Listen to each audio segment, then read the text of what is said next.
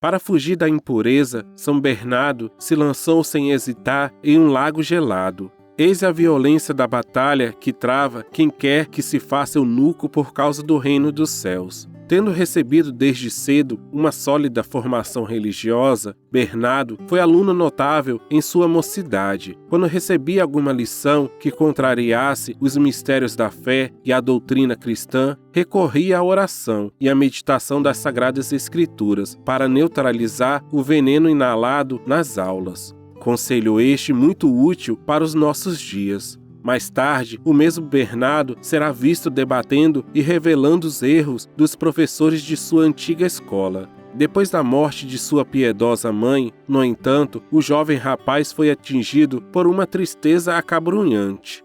O luto se tinha apoderado totalmente de sua alma, e ele não achava consolação em nada do que fazia, nem mesmo na oração, a qual já estava tão habituado, apesar da breve idade. Era final de agosto de 1110, e Bernardo contava cerca de 20 anos. Forçado por sua irmã, Umbelina, a distrair-se e passar tempo com os jovens que frequentavam o castelo, Bernardo começou a se envolver com mais companhias e brincar à beira do precipício dos maus costumes, como mais tarde escreveu ele ao Papa Eugênio III. No princípio, algumas coisas podem parecer insuportáveis, mas com o passar do tempo, se te acostumas a elas, não as julgarás tão pesadas. Pouco depois, já te serão suportáveis. Em seguida, não as notarás, e no fim, terminarão agradáveis. Assim, aos poucos se chega à dureza do coração, e dela à aversão. Para acordar Bernardo e impedir que a sua alma se perdesse, Deus permitiu que lhe sobreviesse fortes tentações, das quais a última relativa ao pecado da impureza, o que fez mudar totalmente de vida. Esquecido de sua vigilância habitual, permitiu que os seus olhos pousassem por um momento em um objeto perigoso. Pela primeira vez experimentou a rebelião da carne. Alarmado, então, perante a figura do mal e pleno de remorsos pela sua falta, implorou imediatamente o auxílio do céu. E, afastando-se do local, foi mergulhar em um pequeno lago, e ali se manteve, meio morto de frio, até que as perturbações internas desaparecessem totalmente. Naquele momento, ele decidiu permanecer perpetuamente casto.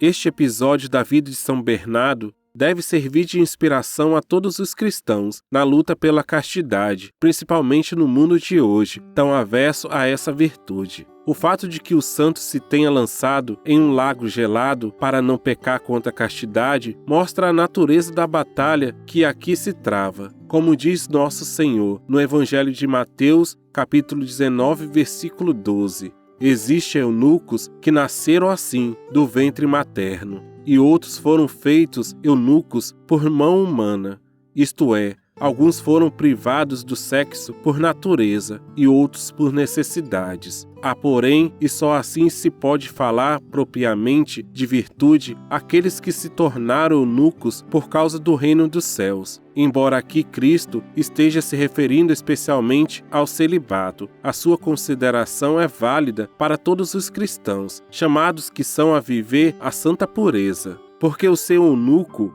só é louvável e recompensável por Deus na medida em que é escolhido livremente pelo homem.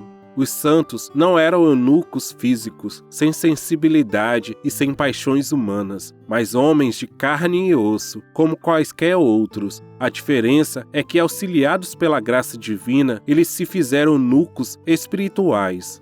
Mas isso por causa do reino dos céus, e só por causa deste reino, presente em suas almas pela graça santificante, eles estavam dispostos a tudo, a jogar-se na neve, como fez São Francisco de Assis, a jogar-se em um arbusto de espinhos, como fez São Bento, a mergulhar em um lago gelado, como São Bernardo, ou mesmo a morrer, como fizeram tantos mártires ao longo da história da Igreja. Pela vida dos santos, é possível concluir que a castidade não é um mero jogo de cálculos humanos. Fosse assim, todas essas mortificações recomendadas pelo próprio Evangelho não teriam sentido algum. Os santos viveram e vivem a pureza por causa do céu, e só a vida eterna pode explicar a sua abnegação e os seus sacrifícios em que se pese todo o desprezo do mundo. Depois do episódio acima referido, como se sabe, Bernardo consagrou-se por inteiro a Deus e entrou na vida religiosa como monge cisterciense.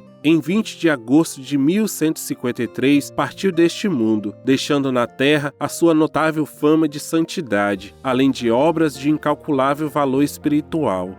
Peçamos a sua intercessão, que Ele nos ajude a viver inteiramente para Deus, independentemente do estado de vida em que o Senhor nos colocou, na vida leiga ou consagrada, na vida sacerdotal ou matrimonial. Todos são convocados à castidade, à entrega total do próprio ser e à santidade, porque afinal todos são chamados para amar. São Bernardo de Claraval, rogai por nós.